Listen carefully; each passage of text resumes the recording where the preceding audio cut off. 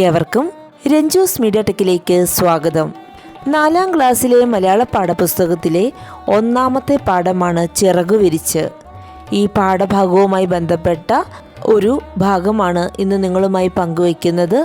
ഏവർക്കും വീഡിയോയിലേക്ക് സ്വാഗതം. യാത്ര അകലത്തുള്ളവയെ അരികിലെത്തിക്കും, അത് കൗതുകം പകരും.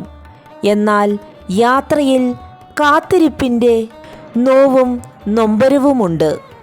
എങ്ങനെ? അരികെ അകലെ.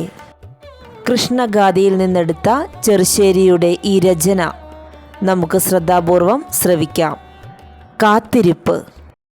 എൻ മകനെന്തു പോൽ വരാഞ്ഞു തോഴി, ചൊല്ലിന്നലെ ഇന്നേരം വന്നാനല്ലോ. കാലികൾ കാണാഞ്ഞു കാട്ടിൽ നടക്കുമ്പോൾ, കാൽ തന്നിൽ മുള്ളു തറച്ചില്ലല്ലേ. കായ്കളെ കൊള്ളുവാൻ പാഴ്മരമേറിട്ടു, കാനനം തന്നിലെ വീണാനോദാൻ.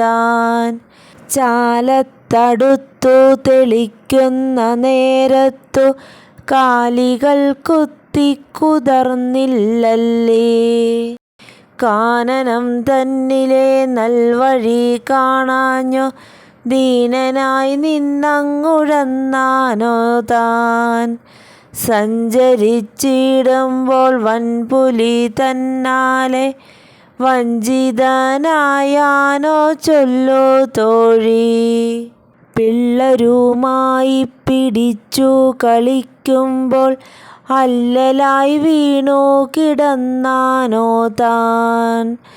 ചോരെല്ലാം മാറി ചമഞ്ഞു തുടങ്ങുന്നു, നീറുന്നിതുള്ളവും പിന്നെ പിന്നെ. ഇതിലെ ചില പദങ്ങളുടെ അർത്ഥം ഇവിടെ കൊടുത്തിട്ടുണ്ട്. അർത്ഥം നമുക്ക് ശ്രദ്ധാപൂർവം ശ്രവിക്കുകയും അത് മനഃപ്പാഠമാക്കുകയും ചെയ്യുക. അത് ജീവിതത്തിൽ നമുക്ക് വളരെ പ്രയോജനകരമായതാണ്.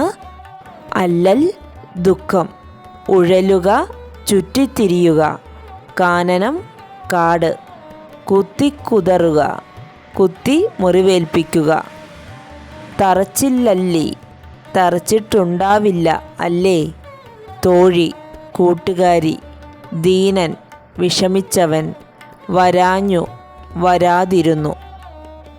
ഈ വീഡിയോ ഏവർക്കും ഉപകാരപ്രദമായി എന്ന് പ്രതീക്ഷിക്കുന്നു. നിങ്ങൾ ആദ്യമായിട്ടാണ് ഈ ചാനൽ കാണുന്നതെങ്കിൽ സബ്സ്ക്രൈബ് ചെയ്യുക. പുതിയ വീഡിയോകളുമായി നമുക്ക് വീണ്ടും കാണാം. Thank you.